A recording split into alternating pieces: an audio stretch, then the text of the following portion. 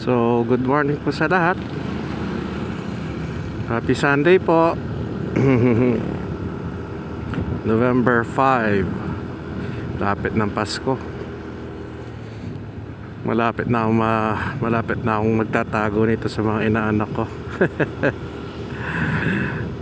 So, ako nga po pala si Misteryoso,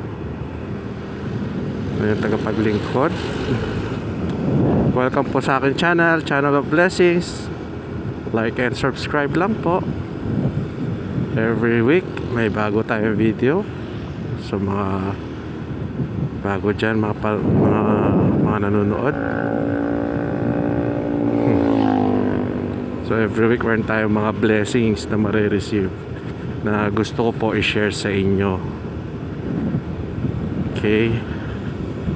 Today I want just to talk about the word forgive and forget. Yan, napakagandang isipin at sabihin forgive and forget na hindi natin kayang gawin sa mga bagay at sa mga tao natin na nakakasalamuha, diba? Boss M, bakit forgive and forget? Kasi naisip ko lang, no, while I'm reading the Bible, nakita ko sa mga propeta na hindi pala sila perpekto. Madami rin pala silang nagagawang kasalanan, no? Madami rin pala silang mga kapapalaghan na nagagawa. Katulad na lang ni King David.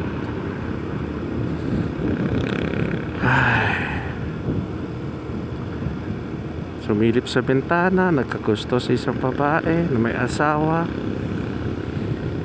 diba?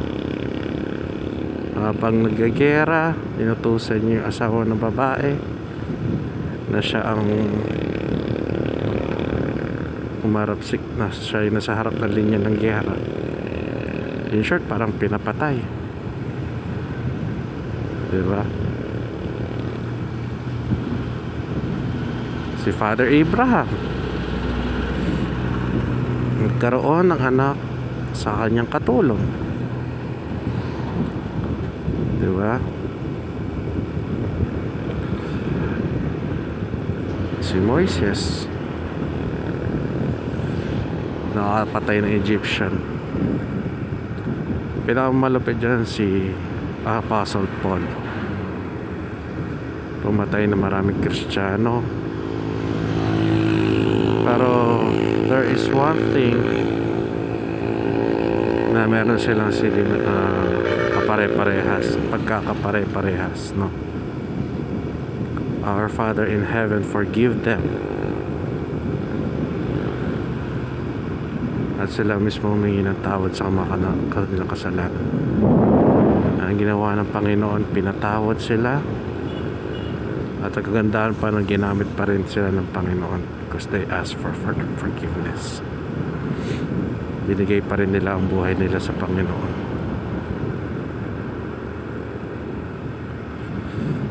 Just like us, araw-araw may ginagawa tayong kalokohan, araw-araw nagkakasala tayo, pero God always forgive and forget, diba? Sabi ko nga ganun si Apostle Pablo na pinakamalupit sa lahat na nabasa ko. Pero God the Father in heaven, forgive him and use his life to touch other people.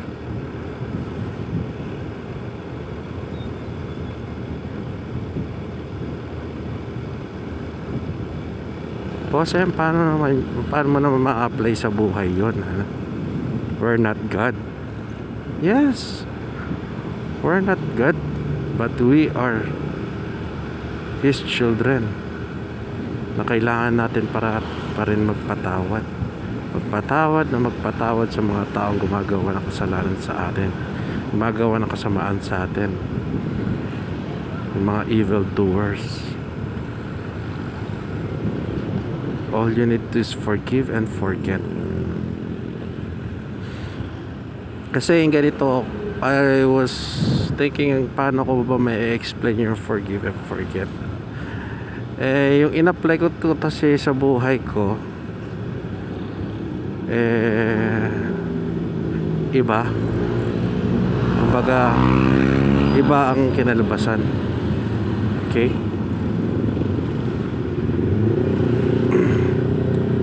I started applying that word forgive and forget in my life in a different way.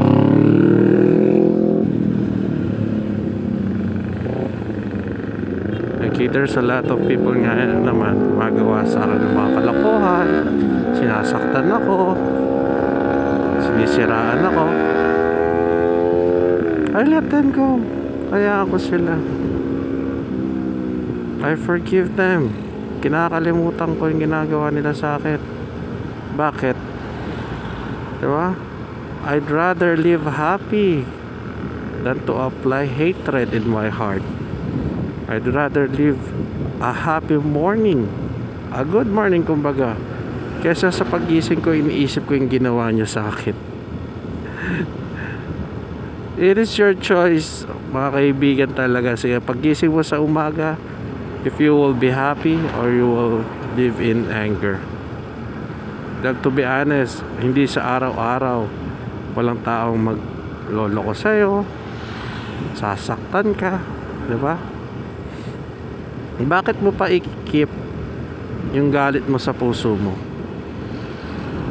Bakit mo pa i-keep yung mga kalokohan na ginawa nila sa'yo? Why don't you just forgive them and forget about it and live another day, a happy day?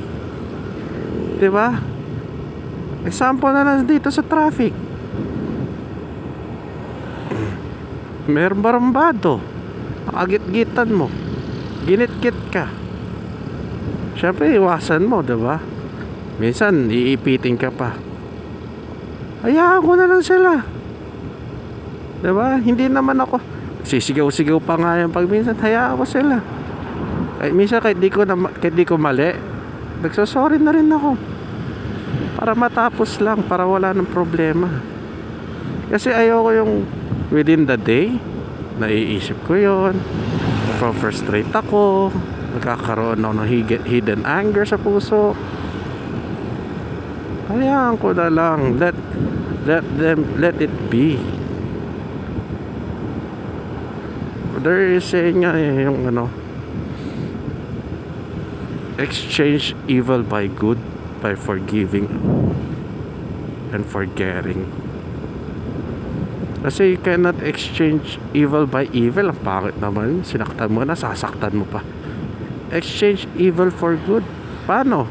Forgive them and move on. Or forgive them and forget about it. Ano ba kasi, anong point ba nun? Bakit mo ba nilalagay at iniiwan sa puso mo, sa utak mo yung mga ginawa nila sa'yo? What's the point? Dahil di masakit? Dahil hindi mo akala magagawa nila sa'yo yun? Diba? Ba't di mo na lang patawarin at hayaan mo na lang, kalimutan mo na lang, and let God do the talking. Give it to the Lord. Yes, there are some things na ginawa ng mga tao sa'yo na hindi mo talaga mapapatawad agad. Pero I believe me on this. Once you give it to the Lord, you will have peace. Okay? You will have a greater blessings. Hindi mo na iiwan sa puso mo yan. Papa sa Diyos mo na lang eh. Because God is the Father of forgiveness. Diba?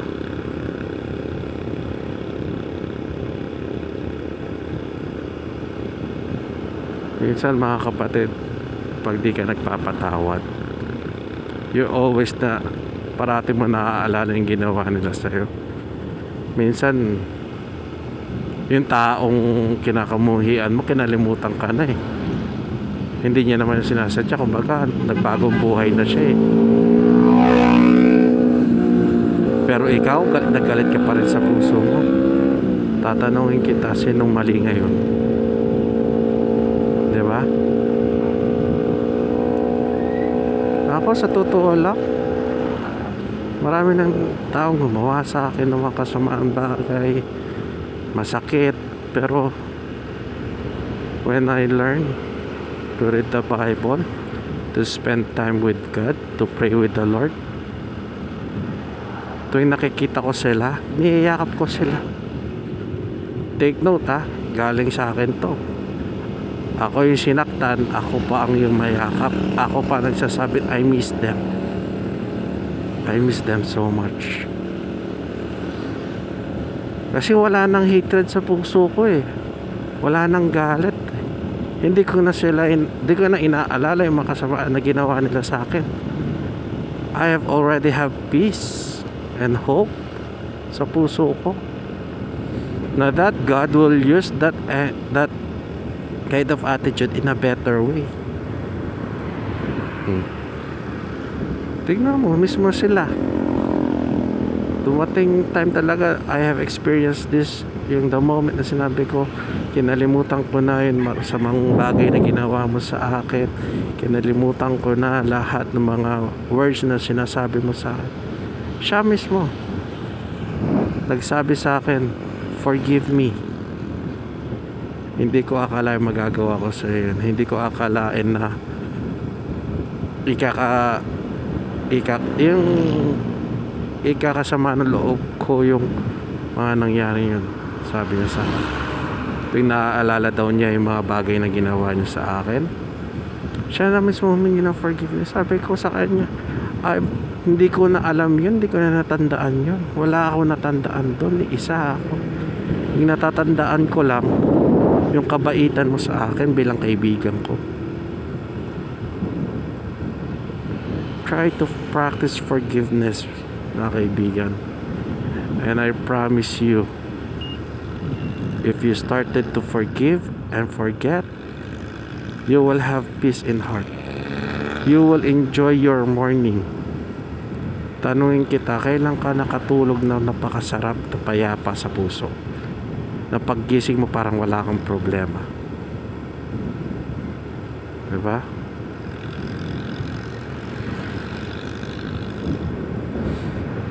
Kung si Joseph the Dreamer nga, binitray siya ng mga kapatid niya, tinapon siya sa balon at binenta. By the end of the story, sabihin ko sa inyo sa Exodus chapter 1, sabi niya sa mga kapatid niya, yung namatay na tatay nila, ako bahala sa inyo, ako mag-aalaga sa inyo, ako magpapalaki sa mga pamangkin ko. See what it can do.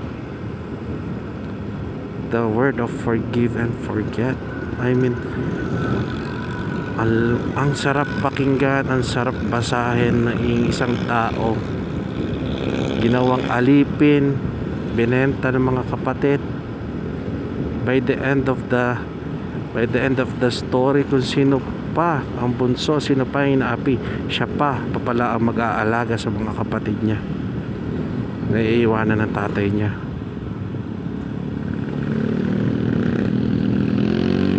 Bakit?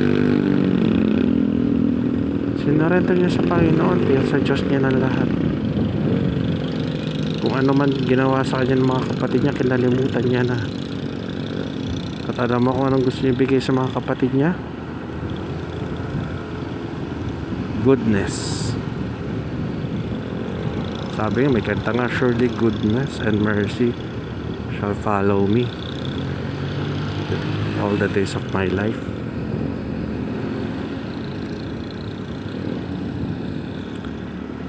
Mga kapatid, mga kaibigan, try to pray, try to forgive every day, every time, and I promise you, you will have a greater morning, a peace of heart, a blessed more a wonderful day. Ang dami kong gusto i-express kasi pag minsan na nararanasan ko yung inaaway ako, nasisigawan ako kasi I'm not perfect lalo sa trabaho ko, but I learned to let it go. Mismo pa yung supervisor ko, kaibigan ko, kasi hindi na ako tulad dati na pipikon at gumaganti at naglalaban eh. Bakit? Sabi ko nga, bakit ko pa uubusin ang oras ko para awayin ka? Kalimutan na lang. O ngayon, ako pa favorite niya. Kasi di daw ako lumalaban, sumusunod daw ako, parati daw ako nakangiti. Ngayon, di niya na ako masigaw-sigawan. Hindi niya na ako binubuli. Kasi alam niya, wala siya mapapala. Hindi niya ako mapipikon. Tatawanan ko lang siya. Mismo siguro sa pagtawa ko, pag binubuli niya ako, nabubusit siya eh. Naaasar siya sa ginagawa niya. It's just a short story of my life, guys. Learn to forgive and forget. And I've said to you, you will learn how to love people that hurt you. You will learn to love those evil people that was part of your life. Dadating ang panahon katulad ng nangyari sa akin. Sila mismo tatawagan ka, pupuntahan ka at sasabihin sa'yo, forgive me, I'm sorry. So before I close, sana naging blessing ito sa inyo, to message ko. And as usual, di mawawalang ating Bible verse. Okay, Luke 6:37. Forgive and you will be forgiven. 1 John 1:9. Okay, He is faithful and just and will forgive us our sins. Ephesians 4:31. Bitterness and wrath and anger be put away from you. Luke 17:3 and 4. If your brother or sister sins against you, rebuke them. Sabihin mo sana na. And if they repent, forgive them.